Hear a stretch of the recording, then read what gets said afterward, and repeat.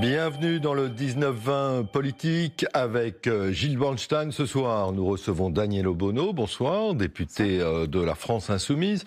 Alors hier, le président de la République était en Finlande et il a répondu en quelque sorte à Viktor Orban et Matteo Salvini, les deux dirigeants nationalistes de Hongrie et d'Italie, en disant « Oui, je suis votre premier opposant ». Il a opposé les progressistes aux nationalistes. Vous êtes d'accord avec cette dichotomie, puis ça cadre un petit peu les prochaines européennes, hein? Écoutez, l'opposition aux politiques menées aujourd'hui par Viktor Orban et M. Salvini en Italie, nous la menons très concrètement, y compris au niveau européen, avec notre député Younous Omarjee qui est sur tous les fronts, et puis on la mène concrètement en s'opposant aux politiques qui alimentent ces... Mais vous les qualifiez comment d'ailleurs, ces députés? Vous les qualifiez comment, ces deux dirigeants? Ce sont des forces de droite, d'extrême droite, autoritaires, et ça c'est très clair. Par contre, ce qui est aussi clair, c'est que M. Macron est loin d'être l'opposant de ces dirigeants politiques. Au contraire, et on l'a vu par exemple sur le dossier migratoire, on a vu comment les dirigeants européens, en premier lieu M. Macron, se sont alignés sur les politiques qu'il mène. M. Salvini, à un moment donné, d'ailleurs, quand nous débattions du projet de loi sur l'immigration, indiquait que le gouvernement et la majorité En Marche appliquaient des réformes que lui soutenait. Donc on voit bien, de notre point de vue,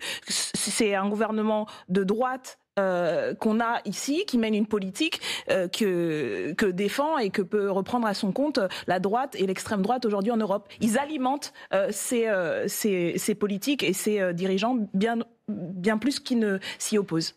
Daniel Obono, est-ce que c'est aussi simple que ça? Parce que j'ai devant les yeux un papier du Point qui s'appelle Nationaliste et socialiste à la fois, et en Allemagne, il y a un parti qui vient de Die Linke, qui est un parti très proche de vous, qui crée un sous-parti qui s'appelle Aufstehen, qui veut dire debout, qui est un parti qui est à la fois à la gauche de la gauche et anti-immigration.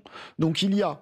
Qu'est-ce que vous en pensez? Moi, je pense d'abord que c'est une honte parce que le nationalisme-socialisme, on sait d'où ça vient et c'est vraiment une honte. Alors, je reviens pas sur les choix politiques que fait ce magazine, parce que c'est un choix politique de nous attribuer et de nous référer à ce parti, c'est un fait, c'est pas un choix politique. Oui, et c'est un courant de gauche et ça s'appelle d'ailleurs c'est inscrit. Non, je pense que réduire l'intervention, y compris le travail de ces députés qui sont au Bundestag et ce qui votent. Regardons sur le fond ce qui est fait. Je pense que c'est de la caricature et c'est faire un procès d'intention et de politique à ces forces-là. Je pense que, y compris l'ensemble des forces de gauche au niveau européen qui travaillent avec les députés de Die Linke et les députés de ce mouvement peuvent attester de leur engagement sur les questions progressistes. Donc, Jean-Luc Mélenchon, je pense que Jean-Luc Mélenchon, le patron de votre parti, qui tweet: honte à ceux qui organisent l'immigration par les traités de libre-échange et qui l'utilisent pour faire pression sur les salaires. Dans ce tweet, ça veut dire que voilà, plus d'immigration, ça veut dire des plus bas salaires. C'est une façon de condamner l'immigration. Ah non, mais ça c'est votre c'est votre interprétation. D'abord, c'est pas un tweet, c'est le passage d'un discours qu'il a fait où il développe un passage de son discours. Absolument, oui, mais vous avez raison. Voilà. Et donc, je pense qu'il faut le remettre dans son contexte et remettre l'explication qu'il donne. Et oui, nous, ce que nous avons fait, y compris lors du débat sur le projet de loi immigration, nous dénonçons la manière dont on rajoute de la précarité, de la vulnérabilité aujourd'hui. Par exemple, en refusant de régulariser les travailleurs et les travailleuses sans papier, parce que c'est utilisé justement pour les précariser. Concrètement, je pense que ça, il n'y a rien de nouveau dans l'analyse. Je finis là-dessus, sur l'analyse, y compris économique, du rôle aujourd'hui qu'on fait tenir sur la question du marché du travail, etc.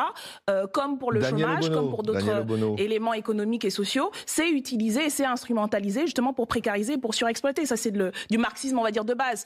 Après, la question, c'est quelles sont les responsabilités? Ce ne sont pas les migrants et les migrantes, ce sont aujourd'hui des responsables politiques qui instrumentalisent et des responsables économiques pour exploiter encore plus.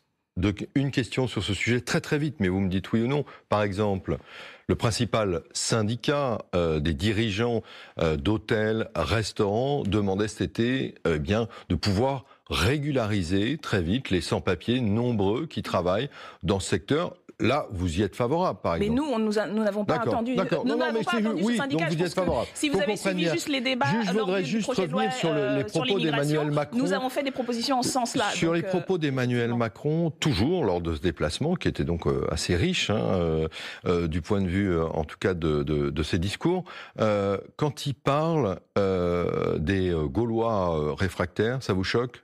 Non, ça me choque pas en fait. Je pense qu'on a hérité du mini-Trump qui, dès qu'il ouvre la bouche ou qu'il tweet, sort des énormités plus grosses que sa tête. C'est un mini-Trump, Emmanuel Macron. Franchement, quand on regarde, ils ont été tous les deux élus un peu par défaut. Ils sont pro-business, pro-lobby. Anti-écologique. Et puis, sur la question, par exemple, des migrants, on voit aussi qu'ils mènent une politique contre les migrants, contre les pauvres. Donc finalement, à part, il a, on va dire, la moumoute en moins et le sourire plastique en plus. Ça vous choquait pas mais non, parce que je pense que voilà, il est coutumier aujourd'hui des formules méprisantes. Par contre, je pense que Gaulois pour décrire les Français, est-ce que ça vous choque ça?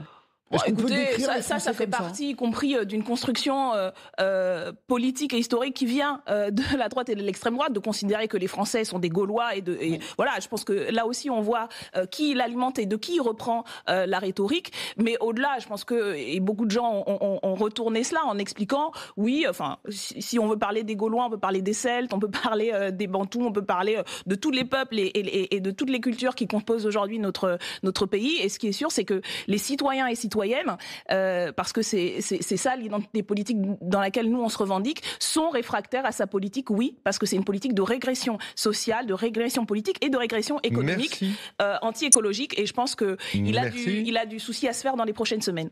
Merci. Daniel Obono.